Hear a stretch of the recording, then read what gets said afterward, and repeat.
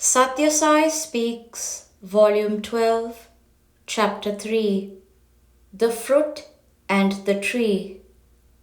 Bharat is the most ancient of all the centers of civilization that is surviving today, with her heritage intact.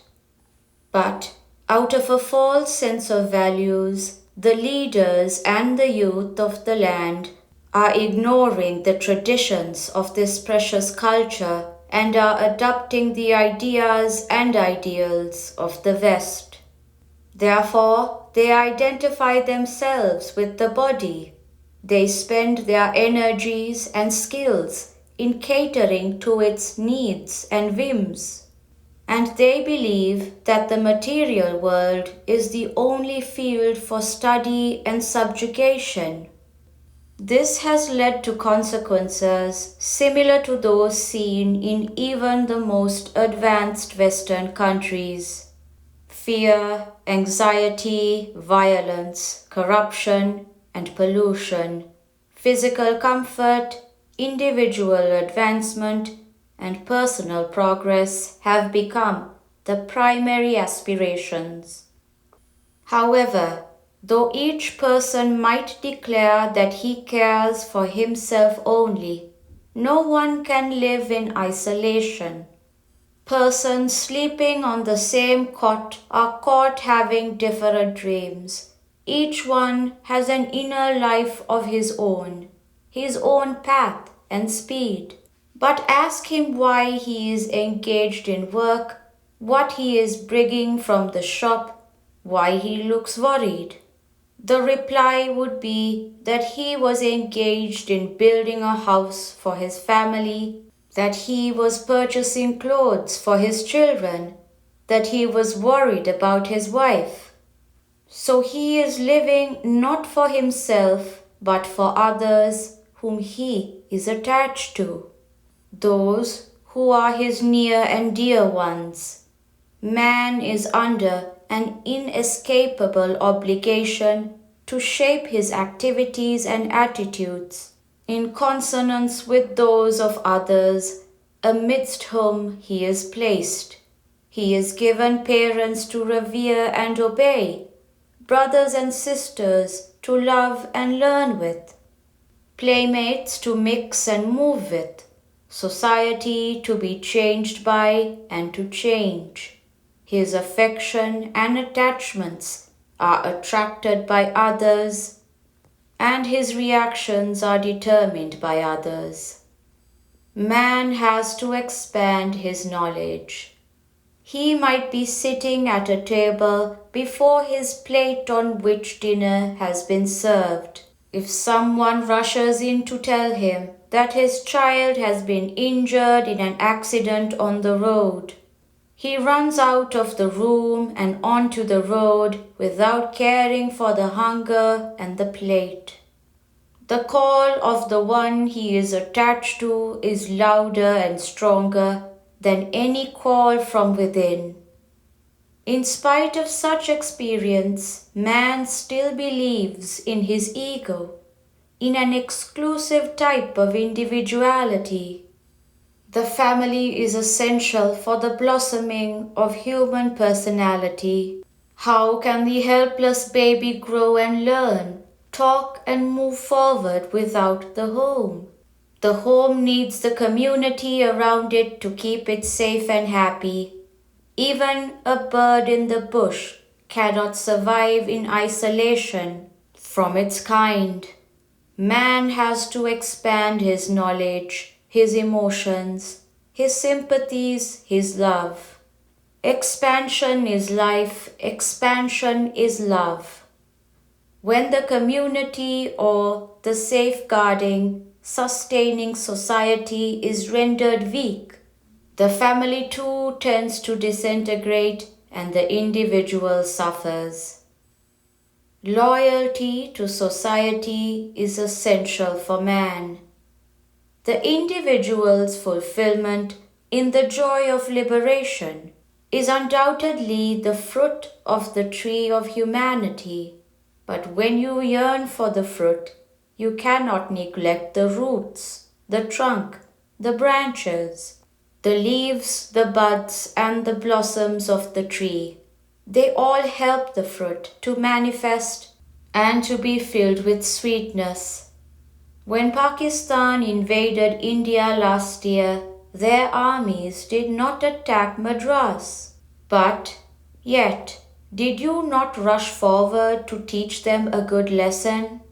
Attachment to the nation, affection towards language, reverence to religion, and loyalty to society are all essential.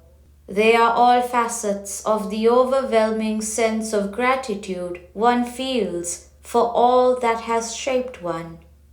Each such loyalty, instead of running counter to another, must feed and foster all the rest. Then they are most desirable. Patriotism prompts man to understand the ideals of the past and the teachings of one's forefathers. Based on their deeper experiences, it urges him to live for those ideals and gain experience for himself on the path laid down by the sages of one's country. But there are in India people who call themselves patriots, though they are neglecting and even harming those ideals and ridiculing those experiences and those paths. Adhering to one's own likes and dislikes, however harmful it may be to the interests of the culture of the country, is very injurious to both. When the hand is amputated, it is not merely the limb that suffers. A great quantity of blood also flows out from the rest of the body and makes the system weak and exhausted. So too, when one separates himself from the society or nation and insists on a path that is not a part of the culture or the country's traditions, not only does he lose support, he harms the nation too. Love is the secret source of all sympathy. The world is one vast society. Each individual in it is part of this society, bound to it by the love that draws man, to be kith and kin. This love is there deep in the heart of man, only it is unrecognized, ignored, doubted, denied, and argued away. It is the secret source of all sympathy and service. It creates the urge to live in and for society. It is the Vishwa Prema that flows from one spark of the divine to all sparks. When the eyes shine, illumined by the highest wisdom, jnana, they perceive all as one. Man realizes that Sarvam Brahmamayam, all is pervaded by Brahman, even in this ever-changing, transforming, and moving world, Jagat. To perceive this oneness in all things, one must cultivate faith and discipline the mind. The mind has to shed its fancies and foibles.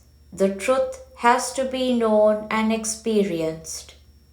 Learning things by heart will result in only heartache.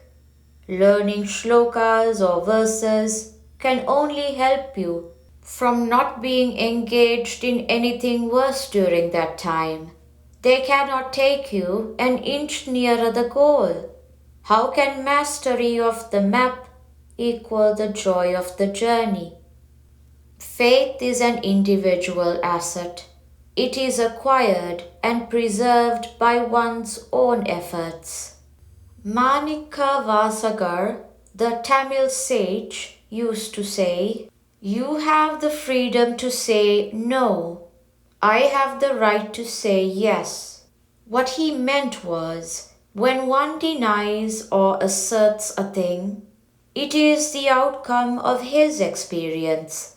how can anyone dispute the experience of another? God may not exist in the horizon of your experience, but He has already risen in mine. This is what the theist tells the atheist. The time indicated by the watch on his own wrist is the correct time for him, and he asserts so, though others might not agree. And he has the faith to do so. Have faith. Do not allow it to shake because someone else has no faith. Until you realize that you are divine, that God is your core and reality, you will have to undergo these entrances and exits. The same newspaper should not be pored over again and again, day after day. One life must be enough to know the mystery. So at least recognize that there is a mystery. Search for the secret and unravel it for yourselves. Yearn for the ecstasy of Divine Mother's vision. Ramakrishna used to cry in agony at the loss of another day without the vision of the Divine Mother. Have that yearning, feel that sense of urgency, seek to know now, yearn for that ecstasy this moment. Do not postpone or spend time in discussing others. Trying to satisfy the sense is a dreary desert path. Do not imitate other nations and compete with other cultures in external pomp.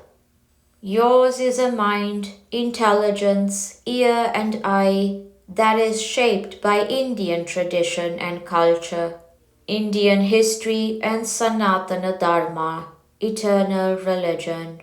Move along those lines and success is certain. You may have only a picture of Sai Baba before you, or an image in metal, or an idol in stone. But if you have the faith that He is alive and present in it, and that He is in your heart, and the heart of all beings, then you can get the ecstasy of that knowledge. The knowledge that He is omnipresent, omniscient, and omnipotent. While meditating, first imagine and feel that you are in the light. Then gradually you can feel the light is in you, not outside you. And finally you will realize the truth that you and the light are one and will ever be one. The divine is a wine that would intoxicate you. It is produced by the nectar that the name of the Lord is saturated in. Taste it and you forget everything else. You are transformed. Man is, they say, a monkey that has lost its tail. Well, he must lose many more attributes of the monkey before he is entitled to call himself man. He must dedicate his thoughts, words, and deeds to God and surrender to His will. Only then is this animal entitled to become a man in whom the divine is enshrined. Madras, February 4th, 1973. There is a distinctive type of devotion by which you worship God with a good, clean mind and good conduct. This has been given the name of Parabhakti. By worshipping God always with puja, ritual homage, and flowers, the sadhaka, seeker, will remain stationary in his place.